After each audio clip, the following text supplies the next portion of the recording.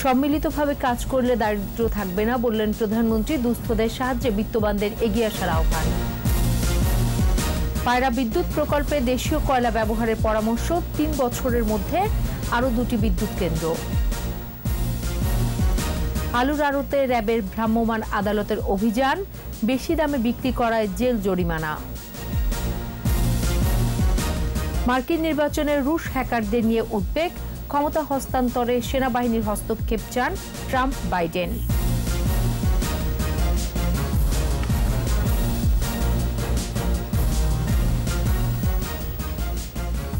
শুনছিলেন first security ইসলামী bank limited সংবাদ শিরোনাম। আমন্ত্রণ জানাচ্ছি রাতের ২১ সংবাদে। আপনাদের সাথে আছি আমি সোনিয়া স্নিগ্ধা। দর্শক, ২১ টেলিভিশনের সংবাদ একই সাথে সরাসরি দেখতে পাবেন আমাদের ফেসবুক পেজ www.facebook.com/2124 অনলাইনে। বিত্তশালীরা নিজ নিজ এলাকায় সহযোগিতার হাত বাড়িয়ে দিলে দেশের দারিদ্র্য থাকবে না বলেছেন প্রধানমন্ত্রী শেখ হাসিনা। আহ্বান জানান পাশের মানুষটিকে ভালো রাখতে আর্থিকভাবে সক্ষমদের এগিয়ে আসার। প্রধানমন্ত্রী বলেন, করোনায় বিশ্ব স্থবির হলেও উন্নয়নের লক্ষ্য থেকে সরকার সরে যায়নি। বিস্তারিত জানাচ্ছেন আকবর হোসেন সুমন।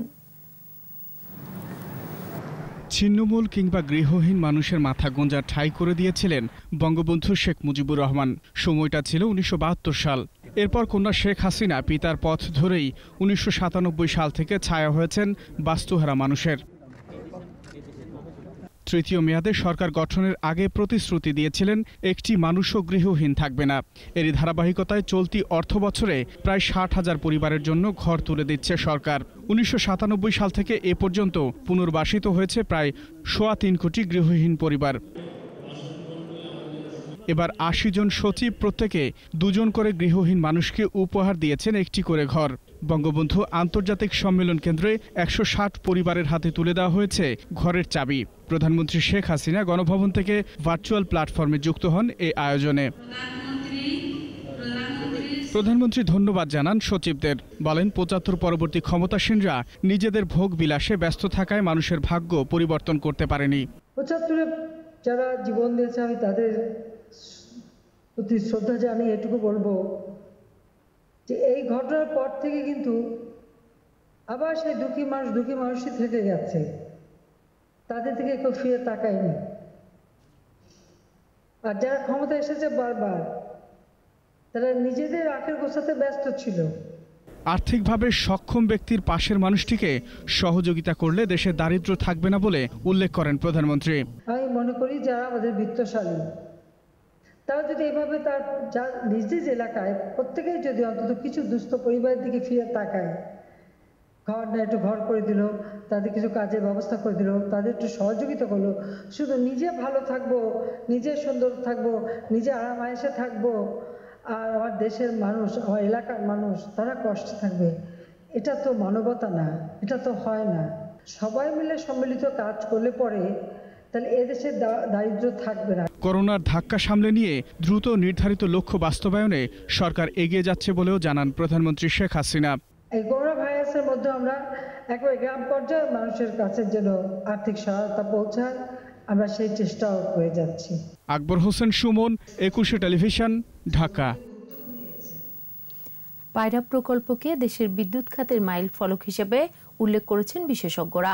পরামর্শ দিয়েছেন কাঁচামাল ব্যবহারে বিদেশ নির্ভরতা কমিয়ে দেশের কয়লা ব্যবহার করার। আর আগামী ৩ বছরে আরও ২টি বিদ্যুৎ কেন্দ্র স্থাপন করা হবে বলে জানান বিদ্যুৎ ও জ্বালানি প্রতিমন্ত্রী তৌহিদুর রহমানের রিপোর্ট। উৎপাদনের চালিকা শক্তি বিদ্যুৎ। দেশের ক্রমবর্ধমান বিদ্যুৎ চাহিদা বিবেচনায় রেখে পটুয়াখালীর পায়রায় শুরু হয় ১৩২০ মেগাওয়াট উৎপাদন ক্ষমতার কয়লাভিত্তিক বিদ্যুৎ কেন্দ্র প্রতিষ্ঠার কাজ। বাংলাদেশ ও চীনের যৌথ উদ্যোগে নির্মিত প্রকল্পটি এর মধ্যে উৎপাদন শুরু করেছে। বিদ্যুৎ কেন্দ্রটির মূল্যায়নে অনলাইন আলোচনার আয়োজন করে জ্বালানি বিষয়ক ম্যাগাজিন এনার্জি অ্যান্ড পাওয়ার। বিভিন্ন একটি কারিগরি বিষয় নিয়েও কাজ করেছে। পায়রা বিদ্যুৎ কেন্দ্রের বৈশিষ্ট্য তুলে ধরেন বক্তারা। ইটস এ মাইলস্টোন প্রজেক্ট এবং বাংলাদেশে প্রথমবারের মতো একটা কোল ফায়ার্ড এত বড় একটা প্রজেক্ট, এটার ইমপ্লিমেন্টেশনের কি মাইলস্টোন অ্যাচিভ করেছে সেটা অন্যগুলিতে দৃষ্টান্ত হিসাবে ব্যবহৃত হতে পারে। তারপরও ৬.৫ টাকা যে এখন আমরা উৎপাদন করতে পারছি, আমাদের অরিজিনাল যে থিঙ্কিং ছিল কয়লায় আমরা সস্তা বিদ্যুৎ উৎপাদন করতে পারবো, সেটা আমরা ইতিমধ্যে এটা দেখিয়ে দিয়েছি। পাওয়ার প্ল্যান্ট কনস্ট্রাকশন, ডিজাইন, তারপরে এর অপারেশনাল বিভিন্ন ইস্যুগুলো নিয়ে আমার কাছে মনে হয়েছে এটা একটা চমৎকার পাওয়ার প্ল্যান্ট। আলোচনায় উঠে আসে উৎপাদন খরচ কমানো সহ দেশীয় কাঁচামাল ব্যবহারের পরামর্শ।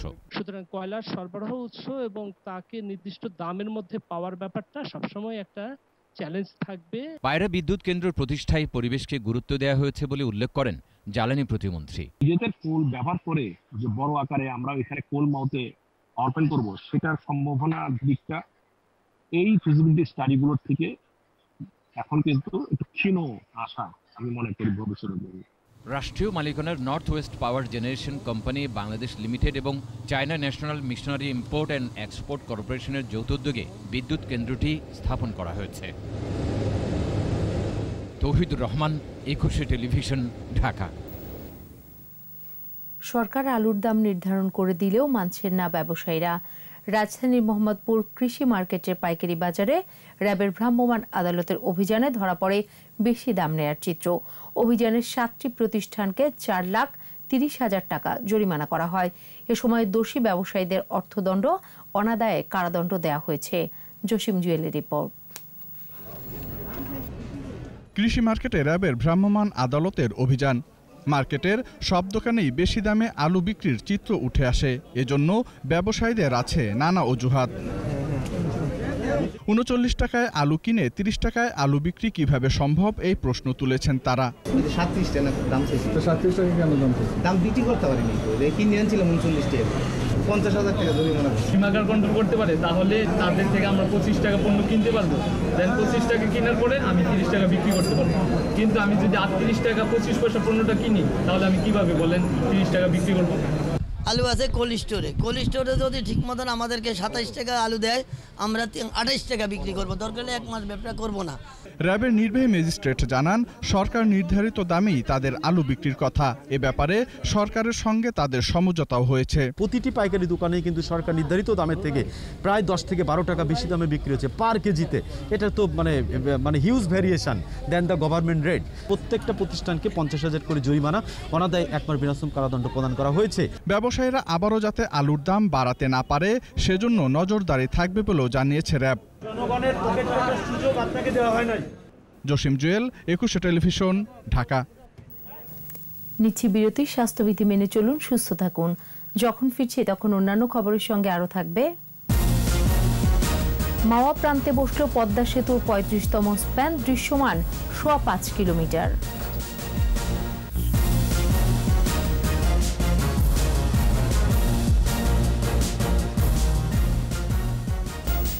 আবারও আমন্ত্রণ রাতের 21 সংবাদে। মুন্সিগঞ্জের মাওয়া প্রান্তে বসানো হয়েছে পদ্মা সেতুর 35তম স্প্যান। এতে দৃশ্যমান হল সেতুর 5.25 কিলোমিটার। দুপুরে 8 ও 9 নম্বর খুঁটির উপর স্প্যানটি বসানো হয়। এর আগে সকালে মাওয়া কনস্ট্রাকশন ইয়ার্ড থেকে স্প্যানটিকে বহন করে নিয়ে যায় ভাসমান ক্রেন। 2014 সালের ডিসেম্বরে পদ্মা সেতুর নির্মাণ কাজ শুরু হয়। 2017 সালের 30 সেপ্টেম্বর 37 ও 38 নম্বর খুঁটিতে প্রথম স্প্যান বসানোর মধ্য দিয়ে দৃশ্যমান হয় স্বপ্নের সেতু। এরপর একে একে বসানো হলো 35টি স্প্যান। 6.15 কিলোমিটার দীর্ঘ এই বহুমুখী সেতুর মূল আকৃতি হবে দোতলার। নির্মাণ কাজ সম্পূর্ণ হলে 2021 সালে খুলে দেওয়ার কথা রয়েছে পদ্মা সেতু। 24 ঘন্টায় করোনায় আরও 18 জনের মৃত্যু হয়েছে। এ নিয়ে মোট মৃত্যু 5,923। এর মধ্যে পুরুষ 12 জন ও নারী 6 জন। স্বাস্থ্য অধিদপ্তরের সংবাদ বিজ্ঞপ্তিতে জানানো হয়, সংক্রমণের 238তম দিনে 112টি ল্যাবে 11,532 নমুনা পরীক্ষায় শনাক্ত 1,320 জন। এ নিয়ে মোট শনাক্ত 4,07,684। নতুন 1,442 জন সহ সুস্থ হয়েছেন 3,24,145 জন। সুস্থতার হার শতকরা 79.51% এবং মৃত্যুর হার 1.45%। পুরুষ মৃত্যুর হার 76.87 এবং নারী মৃত্যুর হার 23.13%। এদিকে যারা করোনার ভ্যাকসিন তৈরি করেছে তাদের সাথে যোগাযোগ করা হচ্ছে। 2-4 দিনের মধ্যেই তাদের সাথে চুক্তি করা যাবে বলে জানালেন স্বাস্থ্যমন্ত্রী জাহিদ মালিক। মানিকগঞ্জ সদর উপজেলার গড়পাড়ায় করোনা পরিস্থিতিতে ক্ষতিগ্রস্ত দরিদ্র ও কর্মহীন মানুষের মাঝে ফুড প্যাকেজ ও হাইজিন প্যাকেট বিতরণ করেন মন্ত্রী। এ সময় বলেন, শুধু ভ্যাকসিন পেলেই করোনা নির্মূল হবে না, করোনা প্রতিরোধে স্বাস্থ্যবিধি মানতে হবে। সবাইকে স্বাস্থ্যবিধি মানা, মাস্ক ব্যবহার ও সামাজিক দূরত্ব মেনে চলার আহ্বান জানান স্বাস্থ্যমন্ত্রী। ম্যানিপুলেশন গোপনে নয়, প্রকাশ্যেই হচ্ছে। এক্ষেত্রে ডিএসসি ও সিএসসিকেও রেগুলেটর হিসেবে কার্যকর ভূমিকা পালন করতে হবে। শনিবার পুঁজিবাজার নিয়ে অনলাইন আলোচনায় এমনটাই জানান প্রধানমন্ত্রীর বেসরকারি খাত বিষয়ক উপদেষ্টা সালমান এফ রহমান। বলেন, বন্ধ কোম্পানির শেয়ারের দাম হু হু করে কিভাবে বাড়ে, কারা এসব শেয়ার বেশি দামে কেনাবেচা করে, ডিএসসি ও সিএসসি চাইলেই তাদের ধরতে পারে। আর বিএসইসির চেয়ারম্যান তাদের একার পক্ষে বাজারের সব অনিয়ম প্রতিরোধ সম্ভব নয় উল্লেখ করে সবার সহযোগিতা চান। এ সময় টেকসই পুঁজিবাজার গঠনে বিভিন্নমুখী সংস্কার নিয়েও আলোচনা করেন তারা।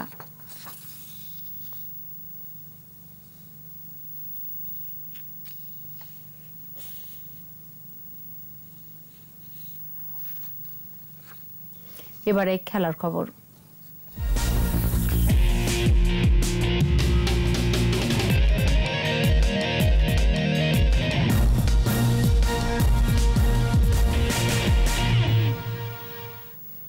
সব জল্পনা কল্পনার অবসান ঘটিয়ে বাফুফের চতুর্থ সহসভাপতি নির্বাচিত হলেন সমন্বয় পরিষদের প্রার্থী মহিউদ্দিন মহি।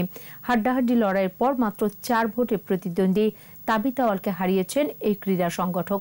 মহিউদ্দিন মহি পেয়েছেন 67 ভোট আর তাবিত পেয়েছেন 63 ভোট। এর আগে 3 অক্টোবরের নির্বাচনে দুজনেই সমান 65 ভোট পেয়েছিলেন। টাই হয়, পুনর্নির্বাচনের তারিখ নির্ধারণ করা হয়। আর পুনর্নির্বাচনে 139 জন ভোটারের মধ্যে 130 জন ভোট দেন। ভোটের পর সাংবাদিকদের সাথে কথা বলেন বাফুফের সভাপতি কাজী সালাউদ্দিন। এ সময় তিনি সবাইকে নিয়েই ফুটবল উন্নয়নে কাজ করবেন বলে জানান। আমার সাথে কারো কোনো ডিফারেন্স ছিল না, আপনার ডিফারেন্স আমার সাথে থাকতে হবে, আপনি আপনারটা বুঝে দেবেন। এবং আরেকটা কথা হলো, ভোটার যেটা ডিসিশন দিয়েছে, that is a final decision, so কোনো প্রবলেম নেই। আর এর সাথে শেষ করছি রাতের 21 সংবাদ। জাবার্গে ফার্স্ট সিকিউরিটি ইসলামী ব্যাংক লিমিটেড সংবাদ শিরোনামগুলো আরো একবার। সম্মিলিতভাবে কাজ করলে দারিদ্র্য থাকবে না, বললেন প্রধানমন্ত্রী। দুস্থদের সাহায্যে বিত্তবানদের এগিয়ে আসার আহ্বান। পায়রা বিদ্যুৎ প্রকল্পে দেশীয় কয়লা ব্যবহারের পরামর্শ, 3 বছরের মধ্যে আরো 2টি বিদ্যুৎ কেন্দ্র। আলুর আড়তে র্যাবের ভ্রাম্যমাণ আদালতের অভিযান, বেশি দামে বিক্রি করায় জেল জরিমানা। মার্কিন নির্বাচনে রুশ হ্যাকারদের নিয়ে উদ্বেগ, ক্ষমতা হস্তান্তরে সেনাবাহিনীর হস্তক্ষেপ চান ট্রাম্প বাইডেন।